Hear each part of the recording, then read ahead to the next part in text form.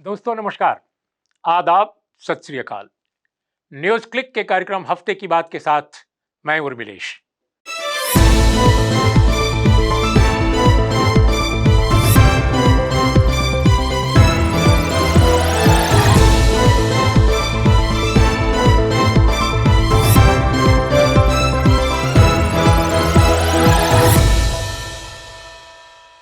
आज हम आपसे 4-5 ऐसे मुद्दों पर, ऐसी खबरों पर चर्चा करेंगे और हम चाहेंगे कि इन खबरों पर आप जो हमारी बात है, हमारी जो टिप्पणी है, उस पर विचार करें और स्वयं अपने बीच भी चर्चा करें कि लोग क्या कहते हैं, लोग क्या सोचते हैं।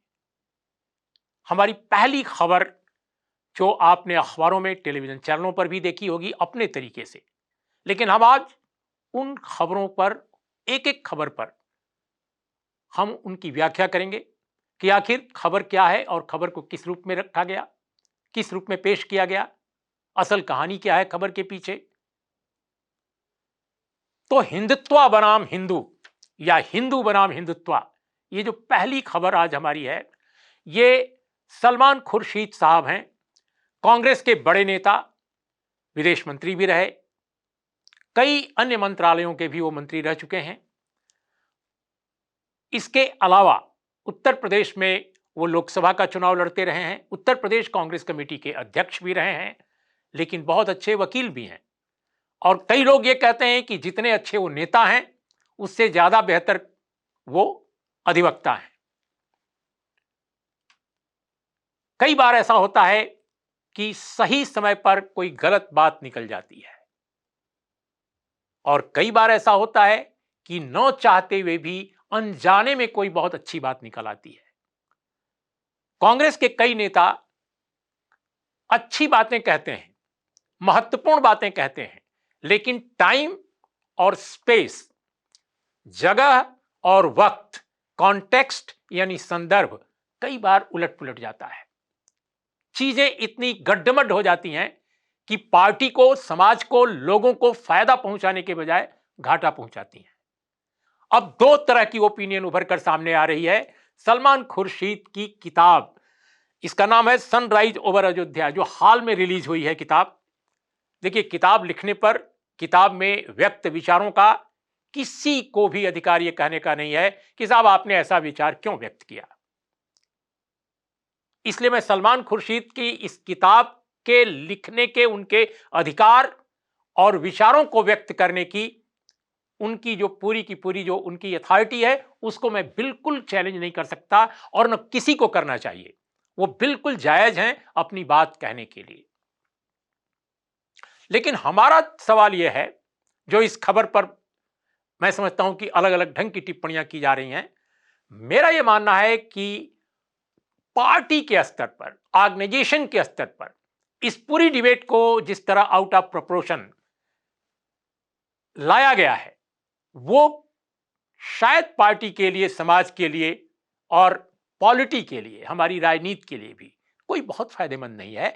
खासकर ऐसे समय जब उत्तर प्रदेश में चुनाव बिल्कुल आपके सामने है, कुछ ही महीने की बात रह गई है, कैंपेन स्टार्ट हो चुका है और जो इश्यूज हैं, जो उत्तर प्रदेश चुनाव के बड़े मुद्दे हैं, वो धर्म कर्म के मुद्दे खासकर विपक्ष बिल्कुल नहीं बनाना चाहता। वो चाहता है कि जो जनता के वास्तविक मुद्दे हैं वो क्या हैं। आज जनता का सबसे बड़ा जो मुद्दा है, अगर हम क्रम से देखें, तो वो है महंगाई, वो है बेरोजगारी, वो है पुलिस दमन, राज्य का दमन।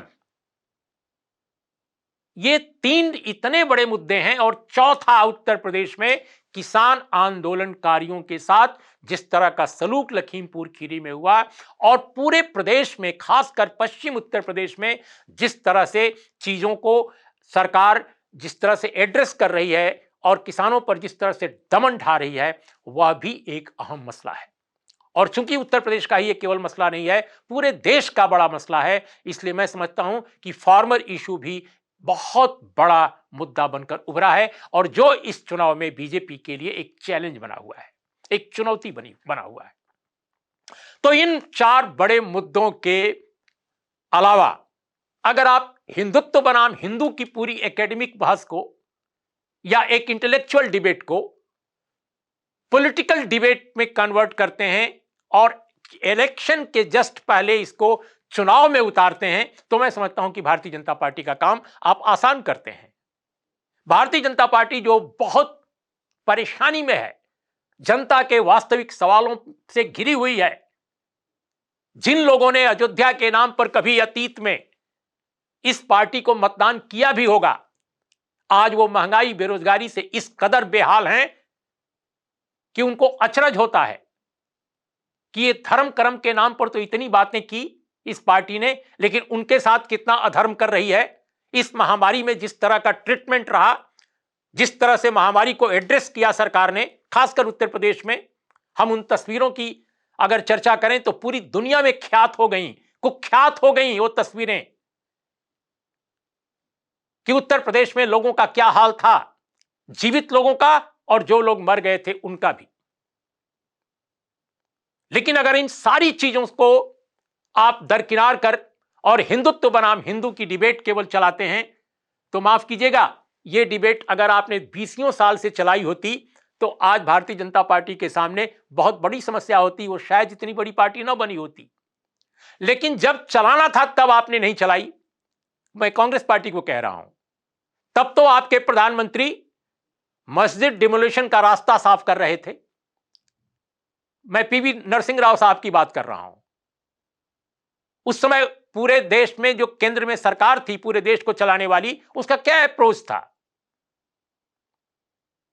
तो कांग्रेस पार्टी ने आज जो डिबेट चलाई है, मैं समझता हूं कि स्वयं जिस पार्टी के अंदर इस मुद्दे पर सहमति नहीं है, आम सहमति नहीं है, वो जनता के बीच कैसे आम सहमति बना पाएगी? तो हम मुद्दे पर कांग्रेस पार्टी को गलत नहीं कह रहे हैं, लेकिन हम कह रहे हैं कॉन्टेक्स्ट आपका गलत है, आपकी प्रायोरिटी गलत है, भटकी हुई प्रायोरिटीज हैं। आप भारतीय जनता पार्टी के लिए बड़े जो जनता के मुद्दे हैं उनको एक तरह से अगर दरकिनार कर, नजरअंदाज कर, इस तरह के मुद्दे को आगे लाते हैं, तो आप उसको एक विभाजनकारी मुद्दों को उस पर खेलने के लिए, चुनावी एक खेल खेलने के लिए गलीचा बिछाते हैं। मैं समझता हूं कि कांग्रेस पार्टी को सोचना चाहिए, समझना चाहिए। कुछ इसी तरह की टिप्पणी, हल्की टिप्पणी पिछले दिनों अखिलेश यादव ने की थी, जब उन्होंने मोहम्मद अली जिन्ना का जिक्र किया था। मोहम्मद अली जिन्ना भारत के मुसलमानों, चाहे वो उत्तर प्रदेश का मुस्लिम हो, चाहे वो दक्षिण का हो, चाहे पूरब का हो, किसी के बीच में लोकप्रिय नेता कभी नहीं रहे, खासकर आजादी के बाद। तो आप क्यों मोहम्मद अली जिन्ना, हमारे देश में एक से एक बढ़कर इंटेलेक्चुअली बहुत साउंड, बहुत शानदार मुस्लिम नेता हैं और रहे हैं, आप उनकी चर्चा क्यों नहीं करते? एक से एक बड़े उपन्यासकार, पोएट, शायर, आप उनकी चर्चा क्यों नहीं करते? वाई मोहम्मद अली जिन्ना मल्ली? तो इस तरह की जो बातें हैं, मैं समझता हूं कि विपक्ष आत्मघाती कदम उठाता है और भारतीय जनता पार्टी खुश हो जाती है। पहली हमारी खबर यह थी। और दूसरी खबर दोस्तों, आपने अजीत डोभाल साहब का नाम सुना होगा। बहुत ताकतवर व्यक्ति हैं और बहुत सारे लोग कहते हैं कि इस सरकार के पीछे जो सबसे बड़ी ताकत है राष्ट्रीय स्वयंसेवक संघ है, और उसके बाद अगर जो दूसरी बड़ी ताकत है वो कारपोरेट है, और तीसरी जो सबसे बड़ी ताकत है वो अजीत डोभाल है, ऐसा लोग कहते हैं। अजीत डोभाल साहब इस सरकार के नेशनल सिक्योरिटी एडवाइजर हैं, राष्ट्रीय सुरक्षा सलाहकार। लेकिन कौन नहीं जानता कि वो बड़े बड़े कैबिनेट मंत्रियों से भी ज्यादा उनकी हैसियत है। उन्होंने पिछले दिनों जो सरदार पटेल एकेडमी है हैदराबाद स्थित, जहां आईपीएस लोग के जो प्रशिक्षु होती हैं उनकी ट्रेनिंग होती है, जो लोग आईपीएस में कंपीट करके जाते हैं उनकी ट्रेनिंग होती है, तो उसमें उन्होंने ये जो बैच था 73वां बैच, और उसमें 132 आईपीएस प्रोफेशनल थे। इनके दीक्षांत परेड में डोभाल साहब ने जो भाषण किया वो बहुत ही हैरतअंगेज है, बहुत ही आश्चर्यचकित। उस पूरे भाषण की अगर आप भाषा, उसके कंटेंट को सुने तो अचरज से भर उठता है आदमी। उसमें वो कहते हैं कि लोकतंत्र, विधान और शासन का जो मतलब एक तरह के नया दर्शन वो देते हैं हमारे देश में जनतंत्र का, हमारे देश में शासन का, विधान का एक बिल्कुल एक इंटायरली डिफरेंट फिलॉसफी वो सामने रखते हैं। वो कहते हैं कि सिविल सोसाइटी को, जो भारत में सिविल सोसाइटीज है या दुनिया के किसी भी मुल्क में हो, हर जगह होती हैं, तो सिविल सोसाइटी को ये कहते हैं कि ये युद्ध की नई सरहद है, चौथी पीढ़ी का वारफेयर बताते हैं उसे, फोर्थ जनरेशन वारफेयर। और वो ये कहते हैं कि दुनिया में अब युद्ध जो है, जो डायरेक्ट जो वार है, प्रत्यक्ष जो युद्ध हैं, वो रिलेवेंट नहीं रह गए हैं। इसलिए दुनिया के अनेक हलकों में उनका कहना है कि जो सिविल सोसाइटी है उसके जरिए लड़ाइयां लड़ी जा रही हैं और सिविल सोसाइटी का दुरुपयोग किया जा रहा है, सबवर्ट हो रही हैं सिविल सोसाइटीज। और प्रकारांतर से उन्होंने 8-10 जो देश हैं दुनिया के बड़े ताकतवर देश, कुछ साल पहले एक थीसिस उन्होंने सामने लाई थी और उस थीसिस के बाद पूरी दुनिया में जो एनजीओज को जो जिस तरह से फाइनेंस किया जाता है, जिस तरह के कानून अलग अलग मुल्कों में हैं, उसमें काफी बड़े फेरबदल किए गए थे, अपने मुल्क में भी किए गए। तो उसी के कॉन्टेक्स्ट में डोभाल साहब वो डायरेक्ट चर्चा भले न करते हों कानूनों के बदलाव की और दुनिया के कई ताकतवर मुल्कों के द्वारा फार्मुलेट किए गए उस विचार की, लेकिन उनका यह कहना है और वही कहना है जो उन देशों ने कहा था अपने नोट में, अपनी रिपोर्ट में, कि राष्ट्रीय हितों को नुकसान पहुंचाने की गतिविधियों में इस तरह की जो सिविल सोसाइटीज हैं वो इन्वॉल्व हो जाती हैं। और प्रकारांतर से वो जोड़ते हैं कि जो टेररिस्ट जो खतरे हैं, जो आतंकी खतरे हैं, कहीं ना कहीं उनका रिश्ता इस तरह की चीजों से है। तो ये अजीत डोभाल साहब का जो कहना है वो निश्चित रूप से अपने देश में जो सिविल सोसाइटी मूवमेंट है उसको न केवल एक उस पर बड़ा हमला है, बल्कि कहीं ना कहीं मौजूदा सरकार जो भारतीय जनता पार्टी की है उसकी जो स्ट्रेटजी है, उसकी जो रणनीति है, उसका भी एक तरह से प्रकटीकरण है। क्योंकि उसमें वो कहते हैं आईपीएस अफसरों को कि आपका जो काम है ऐसी प्रवृत्तियों पर अंकुश तो लगाने की जो कार्रवाई है उसमें लगना, और साथ में उनका ये कहना है कि सिर्फ हमारे यहां जो जो जो जो बैलेट बॉक्स है, यानी उनका कहना है मतदान की प्रक्रिया जो है, वो मतदान की जो प्रक्रिया है वही केवल महत्वपूर्ण नहीं है, बल्कि मतदान के प्रक्रिया के बाद जो नतीजा आता है और जो सरकार बनती है, वो सरकार जो कानूनों को बनाती है, दरअसल वो जनतंत्र की असली चीज है।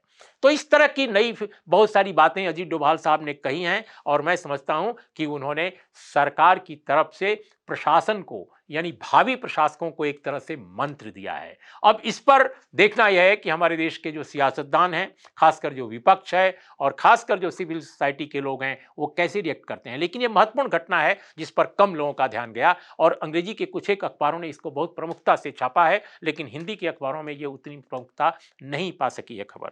और दोस्तों तीसरी जो हमारी खबर है वो है कि इसी 29 नवंबर से पार्लियामेंट का शीतकालीन सत्र शुरू हो रहा है। और आजकल पार्लियामेंट के सत्रों का क्या हाल है हम सब आप लोगों ने देखा है, बहुत कम काम होता है, लेकिन सरकार अपने काम कर लेती है। जनता का काम भले कम हो, डिबेट भले कम हो, डेलिब्रेशन भले कम हो, लेकिन विधेयकों पर चर्चा के बगैर विधेयक पास हो जाते हैं। तो अब इस बार क्या होगा?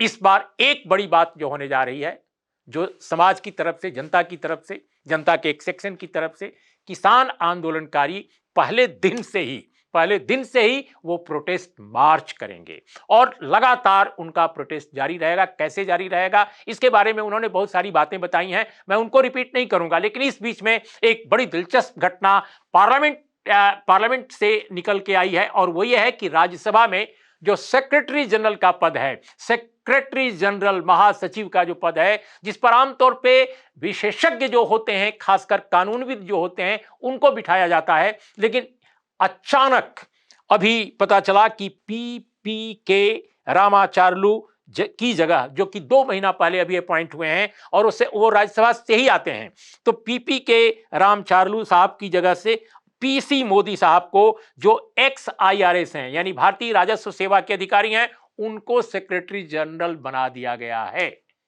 तो जो सेक्रेटरी जनरल अभी 2 महीना पहले बने थे, जिनकी सिग्नेचर से संभवतः इस सेशन का आगाज होगा, यानी उन्होंने साइन किया था, नोटिफाई किया था, और वो इस बार राज्यसभा की जो कार्रवाई होगी उसको वो नहीं उसकी निगरानी करेंगे, उसको वो नहीं कंडक्ट करेंगे एक सेक्रेटरी जनरल के तौर पे। और ये जो पीसी मोदी साहब है, इनकी विशेषता यह है कि ये राज्य सेवा के अधिकारी रहे और मौजूदा जो सत्ता संरचना है उसके बड़े करीबी माने जाते हैं, बहुत सारे विवादों में भी रह चुके हैं। अब इनकी नियुक्ति को लेकर भी विवाद हो गया है कि आखिर क्या आन पड़ी सरकार को कि वो 2 महीने ही सेक्रेटरी जनरल को रहने दिया, जिसका कार्यकाल अभी पूरा पड़ा था, और अचानक एक ऐसे व्यक्ति को ला दिया जिसको कानूनविद तो नहीं कहा जा सकता, राजस्वविद कहा जा सकता है। तो आखिर इसके पीछे कहानी क्या है? और बिल्कुल चलते चलते हम एक बार आपसे, हालांकि मैं चर्चा नहीं करना चाहता था, लेकिन आप सबके बीच में चर्चा है, इसलिए मैं चाहता हूं कि इसको किस पर्सपेक्टिव में देखा जाए, किस रूप में देखा जाए। जो बॉलीवुड की एक बहुत ही बड़बोली अभिनेत्री हैं, अब आप कौन है मैं आप समझ गए होंगे। तो उन्होंने एक बयान दिया कि भारत को आजादी जो है 1947 में थोड़े मिली थी, बिल्कुल नहीं, ये 2014 में मिली। अब इतिहासकार तो आजकल सब बन रहे हैं, ऐसी ऐसी बातें कर दे रहे हैं इतिहास की। अभी मैंने देखा कि उत्तर प्रदेश के एक नेता हैं राजभर साहब, उन्होंने एक नया इतिहास गढ़ दिया। अजीब अजीब तरह की बातें, आजकल राजनेता इतिहासकार बन गए हैं, और इतिहासकारों को उन्होंने कह दिया है कि तुम लोग अब कुछ नहीं पढ़ाओगे, तुम लोग कुछ नहीं लिखोगे, तुम्हारी कोई बात नहीं सुनी जाएगी। आपने देखा होगा इतिहास पर आजकल हमले बहुत हो रहे हैं। आजकल बड़े बड़े जो देश के इतिहासकार हैं, जिनकी पूरी दुनिया में तूती बोलती है, जिनको पूरी दुनिया में माना जाता है कि इंडिया के हिस्टोरियन, ये लोग सबसे महत्वपूर्ण हैं, जिन्होंने बहुत जीवन भर रिसर्च करके और काम किया है, उनको मौजूदा शासन संरचना में और आजकल जो समाज को चलाने वाले लोग हैं उसमें उनकी प्रतिष्ठा कम हो गई है। तो नेता स्वयं इतिहासकार बन गए हैं, तरह तरह के लोग अजीब अजीब बातें बोलते हैं। तो एक नई इतिहासकार पैदा हो गई हैं बॉलीवुड से, और उन्होंने बता दिया कि आजादी कब मिली थी। इसकी जबरदस्त आलोचना, और इसकी आलोचना वे लोग भी कर रहे हैं जो आरएसएस बीजेपी के समर्थक अपने को कहते हैं, क्योंकि वो क्या कहेंगे अब इस अनर्थकारी बयान को, आखिर वो डिफेंड तो नहीं करेंगे, लेकिन वो निंदा भी नहीं कर रहे हैं। थोड़ा बहुत हल्का फुल्का उनको ऐसा नहीं कहना चाहिए था। क्यों? क्योंकि पद्मश्री प्राप्त हैं, मौजूदा सरकार ने उनको पद्मश्री पद्मा अवार्ड दे रखा है, और ठीक एक दिन बाद ये बयान, वो भी देश के सबसे बड़े मीडिया संस्थान के फोरम से, उसके मंच से। और मजे की बात है कि मीडिया संस्थान में जो उनको इंटरव्यू कर रहा था व्यक्ति, वहां की एक बहुत चर्चित महिला एंकर, उन्होंने एक बार भी उनकी उनके इस अनर्थकारी बयान पर एक टिप्पणी तक नहीं की। तालियां पिट गई लोगों की, लोग हंस रहे थे, मस्त हो रहे थे। तो इस पर भारत सरकार की तरफ से अभी तक एक भी बयान नहीं आया कि आखिर जिनको पद्मा अवार्ड दिया वो हमारी देश की जो आजादी है उसकी 75वीं वर्षगांठ मनाई जा रही है, अमृत महोत्सव हो रहा है, और उस दौर में इतना अनर्थकारी बयान देने वाला जो पद्मा अवार्ड पाने वाला व्यक्ति है इस देश में, वो क्या क्या बोल रहा है। तो प्रशासन ने कोई कार्रवाई नहीं की, कोई अभी तक मांग हो रही है कि पद्मा अवार्ड उनका वापस किया जाए। तो हमारा यह कहना है कि ये जो माहौल बनाया गया है अनर्थकारी बयान देने का, चीजों को ट्रिवियलाइज करने का, बिल्कुल सतहीकरण करने का, सस्ता बनाने का, यह हमारे पूरे समाज की प्रतिष्ठा को, देश की प्रतिष्ठा को अंतर्राष्ट्रीय स्तर पर न केवल गिरा रहा है, बल्कि हमारे बच्चों को, नई पीढ़ी को, नई जनरेशन को ज्ञान, विवेक और समझदारी से एक तरह से अलग कर रहा है, एक अजीब तरह का माहौल बना रहा है। तो दोस्तों आज इतना ही। नमस्कार, आदाब, सत श्री अकाल।